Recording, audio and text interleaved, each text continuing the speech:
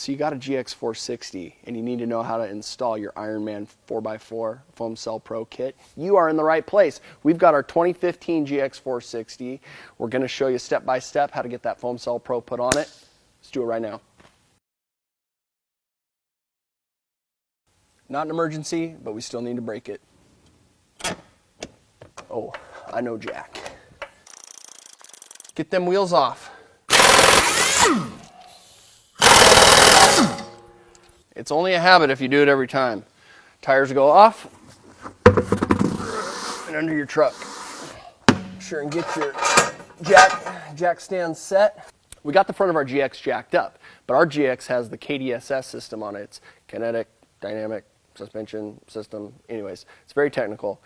It's basically hydraulically controlled sway bar stabilization system, and most GX come with it. You got to make sure you get the back of your truck jacked up too, so all four corners are hanging freely. Then we can disengage the system. So I'm going to walk you through how to get that system disabled, but you can also go to the interweb, Ironman4x4America.com, and download in-depth instructions, so you don't have to listen to me. You can read it for yourself. Now you just need to learn how to read. I know your initial tendency is to take a shortcut and jack from your rear tow hitch. Don't do it. Your jack, like mine, probably isn't tall enough to get you the kind of lift you need to get those jack stands underneath your frame rails. So jack from underneath your differential. That'll give you more than enough clearance. Just like this.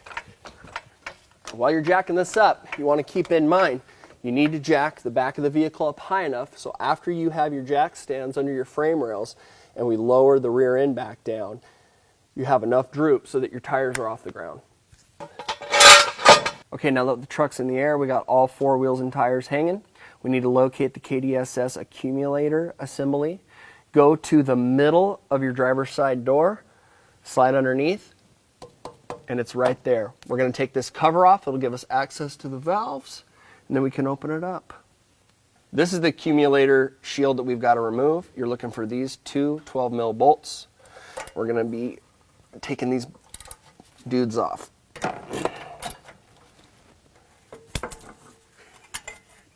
Ready? All right, now that you've got these bolts out and they hit you in the face, slide the bracket off and away.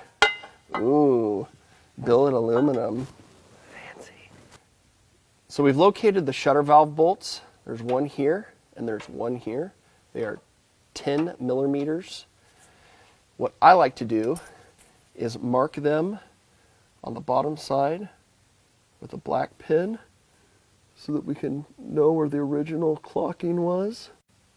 And the purpose is, this system, we're going to back these off. We're going to unscrew them 2 complete turns.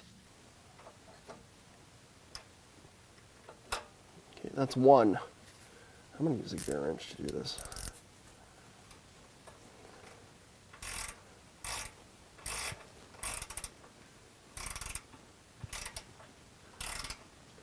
And that is 2.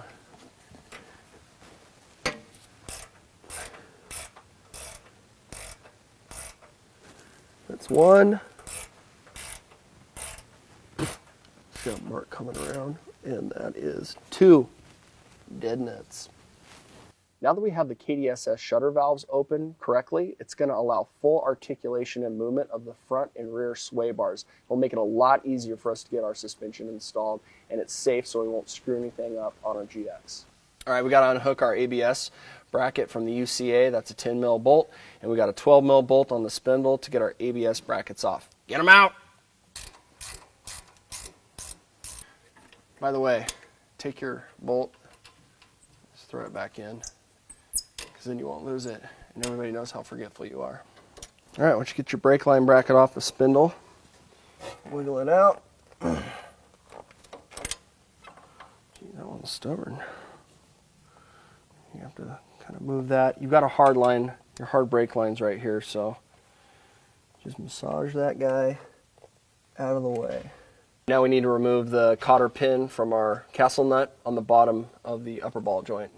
Just use a pick. These stock ones come out easy. All right, now we need to get that castle nut off, so grab a 19mm wrench. I'm going to use another one for a little extra help. And that comes off real easy. When you're separating the ball joint from the spindle, you got this nice flat smash pad that the OEM designed for you to hit. So don't hit anything else, just hit right here. You can use a dead blow or a small sledge. Boing! Now that you got your UCA separated from your spindle, I want to show you something here. See your CV axle here? When you move your spindle back and forth, see how that pushes in and out? If you let this spindle come too far out and hang, you can actually dislocate your CV axle in here and possibly tear your boot, and it's a pain to get back in. So when you pop this apart, do not let this assembly hang too far out. That's why you want to use a strap or a bungee or something and try to secure it in place. We've got more than enough room to get this coilover out. Cool, now we can attack the top of the strut. You've got 3 strut top bolts where the top of the coilover mounts into the perch. So just start breaking these things loose. It's a 14mm wrench. If you've got a gear wrench, it makes it go a lot faster. You can also use a socket, but sometimes you have a tight clearance here, so these gear wrenches sure make it easy. And leave one of these nuts tight because it will hold the strut in place. You can loosen it, just leave a few threads on there. That way when we pull our bottom shock bolt out and drop our control arm down, the whole thing doesn't just come blowing out. All right, now we got to get this bottom shock bolt out. It's a 19mm nut and a 19mm bolt.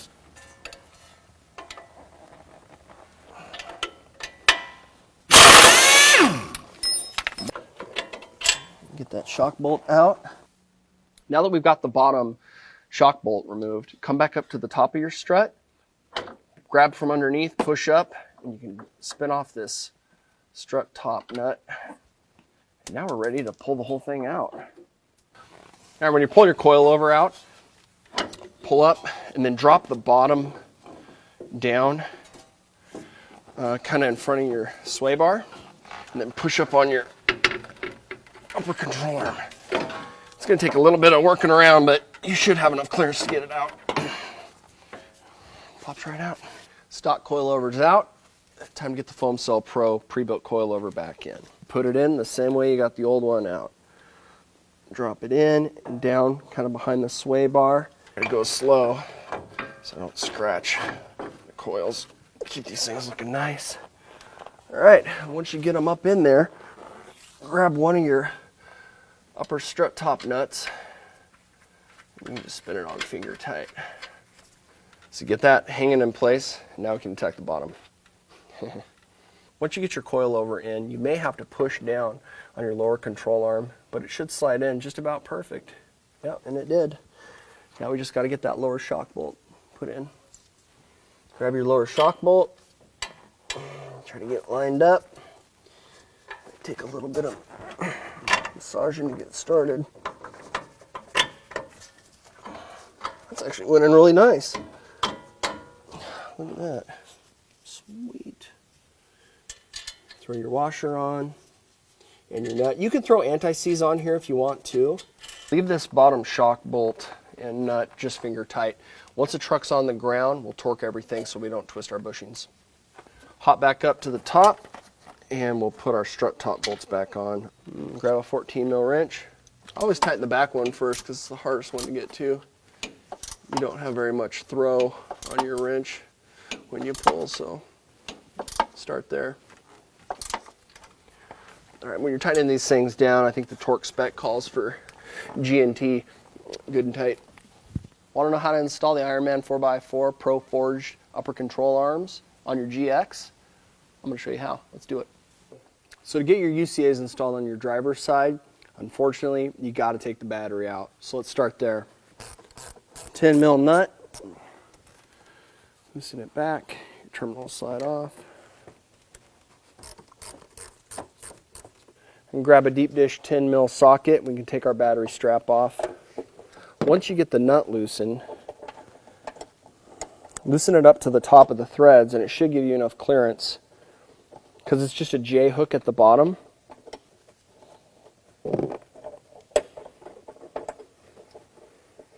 Cool. See? Told you. All right, now it's all unhooked. Battery comes up and out. All right, so this is our problem, the battery tray. It's in the way of this bolt back here. So pull your plastic battery tray out, set it aside. This is a 10 mil bolt. We'll remove it. Then we can move our main wiring harness out of the way and get that big upper control arm through bolt out the front. Loosened up easy. We're going to loosen up the front through bolt. It's a 19 millimeter wrench. Hook up one wrench on the front and get another one on the back and break them loose. As you're loosening this through bolt nut, I take my left thumb and stick it underneath the UCA, because as you loosen it, your UCA is going to fall. See? And I don't want it dropping in to my coil and dinging up the powder coat. I just got the nut and the washer off. I like to set those aside. The one thing you'll notice, if you try to push this bolt through, it's going to hit against this wire harness. So before we get to that step, right here, grab a pair of needle nose, clamp down, and push it through the firewall.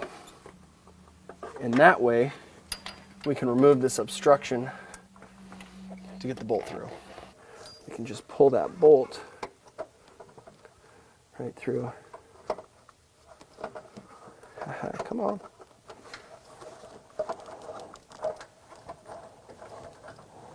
Yes. Yes. Haha. Sweet. Now that I've got the through bolt partially out up here, I'm going to go back underneath and guide it through. Haha, got it out. Now you don't have to pull this through bolt out. If you can just lay it down in there and rest it, it's fine to stay in there. Because what we're going to do is grab our new Ironman Pro Forge UCA, and it's going right back in. Just make sure when you put it back in that you go underneath the ABS lines so that it'll rest properly. These things fit snug, so it can take a little bit of time, but eventually if you just kind of work it back and forth, you'll get them in there and set. So now that they're set, let's just grab our through bolt. We'll go up top and feed it through. It's always easier doing it when you've got help, but if you're doing it by yourself, it's not impossible. Just get the bolt sitting in it from the top, then you can go underneath. Grab your front washer. Now you can get a hand on the bolt from underneath. Back it out. Get that washer on. Get in there. There you go. Now grab your washer and nut for the rear. And get her started. There we go. Cool. And again, you want to set this finger tight because we're going to get the truck on the ground where it's setting. Then we'll torque everything down. So Ironman 4x4 includes a hardware pack with your UCAs. Comes with a couple of these Allen set screws and a couple of thick washers. You might be wondering what these thick washers are for. Grab your washer and your castle nut. Washer first, then the castle nut. The washer is here so that your castle nut will line up with the through hole on the ball joint shaft. 19 millimeter wrench. You want to get it tight but not over tighten. What holds a castle nut in place isn't the torque you put on it. I guess it sort of does, but you want to line it up with your through holes. It's the cotter pin that keeps the castle nut from walking. Once you've got the castellation slot lined up correctly, run your cotter pin through, grab your needle nose, and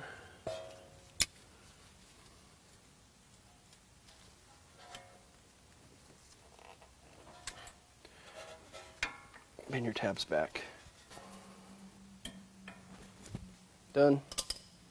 One thing you might have to do on your ABS bracket that bolts onto the UCA is on the GX460, it's a little too narrow, so we're going to have to bend this outer flange up so that it'll fit.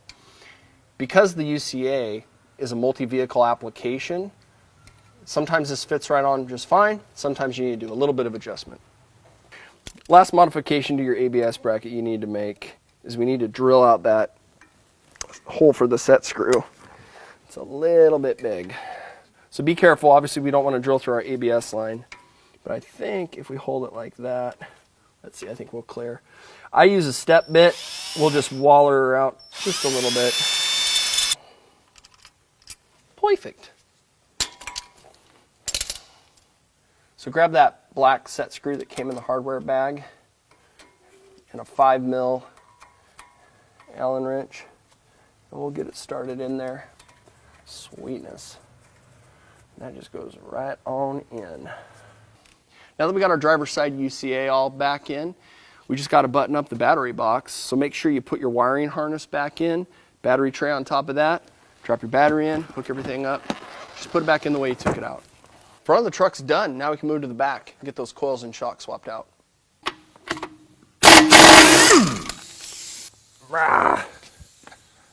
All right, now it's time to get the rear shocks pulled out. 17mm socket. Too easy. So now just knock the bottom of the shock off.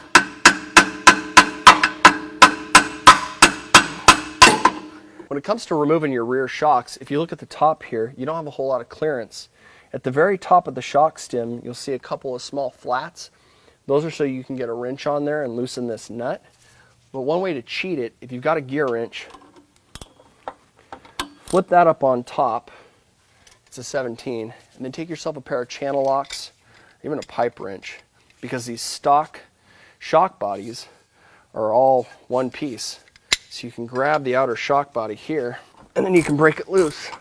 And that is a heck of a lot easier than trying to grab those little flats at the top of the shock. Now that we've got the rear driver's side shock ripped out, we're going to go to the rear passenger side and get that one out too. We need to remove the sway bar from the rear end so that we can get the rear end to articulate down, and then we can pop our coils out. This is a 19mm bolt. You can only get it from the inside because there's no clearance on the outside of it. You might need a breaker bar. That actually came out pretty good. Same thing on the passenger side. Man, these sway bar bracket bolts were a bear to get out, but you can see how they had anti-seize in there, so we'll make sure and hit these with anti-seize when we reinstall them. But now that we've got them out, you should be able to pry or just get this sway bar pulled out of the way and swing it back. That'll help us drop our rear end down so we can pull the coils out. Just grab your floor jack and we'll put it underneath the mount here, and we'll lift up the passenger side. And as we lift the passenger side of the rear end, the driver's side will actually articulate down and away so we can get that coil out easier. And that works awesome. It's so much easier than bouncing on top of your rear disc brake to try to get the rear end to drop down. And we didn't even have to unhook the panhard bar, so nice. I'll take these small gains where we can get it. Now all you got to do is literally just slide that coil right out. All right, now that we've got the coil out, we've got our Ironman Toyo 56B coils that are going to go back in. And I want to show you one thing real quick. So we're just going to use our stock isolator cone, and that fits in right here like that, because for the recommended 2-inch lift that we're putting back in, that's all you need. Now, if you want to trim left to right, because you might have some lean, or if you want to do a lift in the rear, you can actually order one of our trim packers. And these things, they've got a locating flange right there, similar to like these isolator cones. They tuck right in on the top, and they give you an additional lift in the rear. So it's a great option. They're polyurethane. This is part number LCPR25. And if that's what you're trying to achieve, a higher lift, this is a great way to go. Let's get this spring in. Isolator cone goes on the top. So if your truck is dirty like ours, which it will be, you're going to have a bunch of dirt in the bottom of this trough or the bottom of your coil rests. So I try to at least wipe some of it out. That way it won't be extra grit or even a small rock in there and you put your coils in. It could chip or damage the powder coat, and that just opens up an opportunity for corrosion to start. So once we've got it all wiped out, you can see where the bottom of the coil termination will fit down here. So I've got it clocked correctly, and then let me see, slide it in there, come back up, great. And make sure where your coil terminates, that's not butted up all the way against the shoulder, or it'll squeak when your rear end's articulating. So back it off about a quarter, eighth of an inch to a quarter of an inch. Basically, I just put my pinky in there, squished down. You just don't want it rubbing. Let's lower the jack on the other side. This end will suck back up. Now, if you've got a buddy with you, have him watch the upper coil so that it tucks into place. But if you're by yourself, just give a little pressure here. You can move it, but yep, that's seated correctly. All right, now we'll jack up our driver's side, and that'll make the passenger side drop down. We can get the coil out over there. Getting the rear KDSS sway bar is actually going in a lot easier than I thought. I just had to use a pry bar and a hammer, and yeah, got it lined up. It's got this rear bushing in it. It's almost like a Johnny joint. But throw some anti-seize on your bolt when you put it back in. You get her all locked down. Got the rear passenger done. Now I just need to get the driver's side. It's working.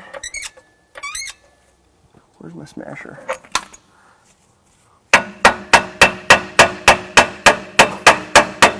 Dude, I can't believe that worked. So we're ready to install our rear foam cell Pro shocks in the back of the GX, but I wanted to take a quick moment to address the hardware pack that comes with the shocks, because we always get questions on this and it can be confusing. So what comes in the pack? You've got 2 bushings and 4 washers. And if you look down here, I'm going to show you the difference. You have 2 of these flat washers that are almost the same size. One has a larger hole and one has a smaller hole. Then you have 2 of these washers that are flanged. See, they have that flanged shoulder on them. You have one that has a short height and one that has a taller height on it. And then you have the nylock nut that goes on top. So to get started to build this, you want to take your flat washer with the larger hole, set that on top first, cupped upward, like a bowl, like it would hold water. Then you take your rubber bushing.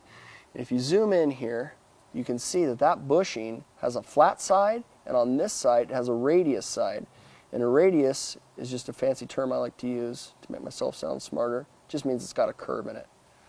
You want to take the bushing and you want to put it flat side down. So the flat side goes against the flat washer, just like that. Then you take the flanged washer that has the short flange top, you know, it's at the short locating flange, and that goes on top just like that. That is going to install up into the perch. Once it's in the perch, you're going to take this flange washer, it's got the tall flange on it, and that is going to set down on top into your frame, and that'll lock right in place. Take your second bushing and put that radius side down, or rounded side down, flat side up. Next, take your flat washer with the smaller hole and place it on top, cupped downward. Then, last piece is your nylock nut. Finger thread that on as far as you can with your fingers, and you'll see on the top of the shaft, the threaded shaft, see how that's not perfectly round? There's flats. Those flats are so you can get a wrench on there, or even vice grips or whatever you want to use. That's how you're going to hold the stem as you lock down the nylock nut with a gear wrench. So I'm going to pull it back apart. We'll show you how to set it up. So we're going to take our top bushing stack off. Again, flat washer cupped up, bushing, flat side down, radius up, and then that other flanged washer, the short flange facing up. We'll slide over here.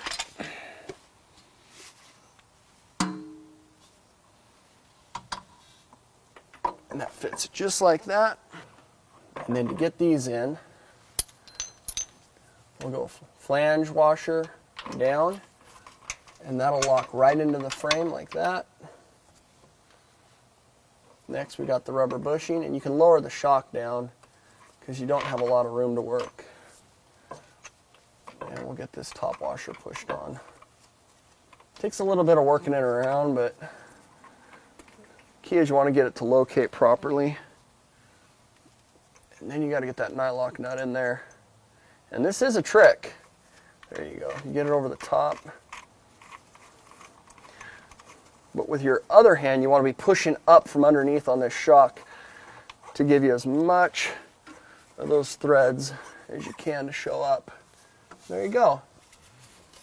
So make sure you've got that all nice and tight and that nothing's misaligned. And then we can start locking it down. Grab yourself a 19mm ratcheting wrench, slip that over the top. There you go. Once you've got that on there, take yourself a pair of needle nose vice grips. This part's tricky, but you're going to have to feed it in and try to grab those tabs on the top.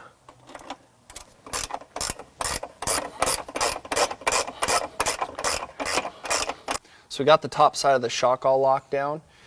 On this top nylock nut, it's important that you tighten this thing down almost about as hard as you can get it, because when this nylock nut, as you tighten it down, that's what's drawing this bottom washer and locking the bushing underneath in place.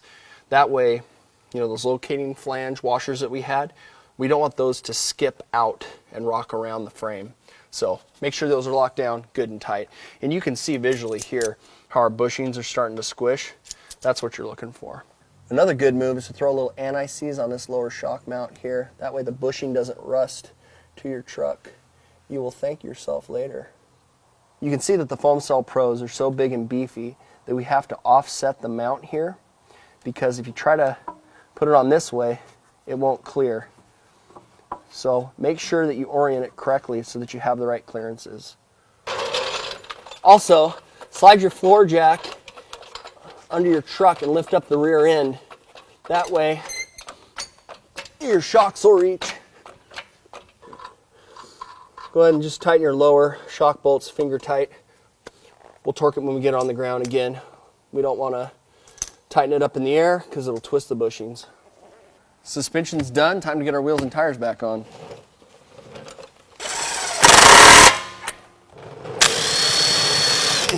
Hey, just another reminder, don't mess with your truck. We still need to get it on the ground. We'll get all the suspension torqued to spec. Then we can close those shutter valves on the KDSS. Just want to make sure that we don't screw that KDSS system up. Coming down.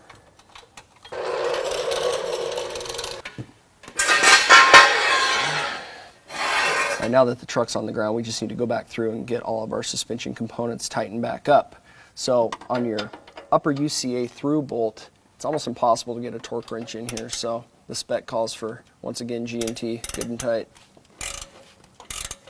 Let's get our front lower shock bolt tightened down.